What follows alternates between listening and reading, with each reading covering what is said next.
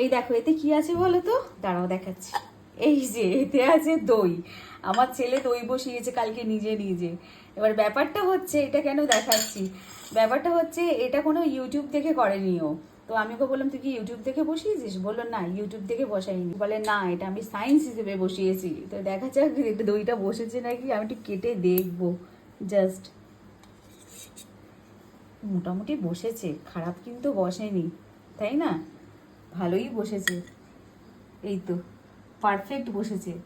যাই হোক, নিজে নিজে বসিয়েছে। আর দেখি, এই দেখো দইটা কিন্তু ভালোই বসেছে, তাই না? ওপরে একটু জল বেরিয়েছে, জলটা মনে হয় বেরোয়। এর আগে আমি দই বসিয়েছিলাম, বাট অনেক দিন বসাইনি, আমার অতটা মনে নেই কিরকম হয়। বাট একটুখানি খেয়ে দেখি। বাপরে বাপ, এরকম দই আমি বসাতে পারি না।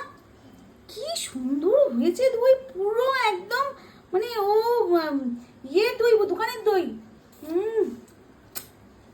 বাবু, পুরো দোকানের দই, সত্যি বলছি পুরো দোকানের দই। এরকম আমি দই বসাতে পারিনি, এত সুন্দর দই বসিয়েছি, মারাত্মক লেভেলের দই। আমি তো মানে দারুণ দারুণ, পুরো দইয়ের স্মেল পুরো একদম পুরো দোকানের মতন দই, অসাধারণ। আমার বার্থডে গিফট হয়ে গেল সকাল সকাল দই, মিষ্টি দই।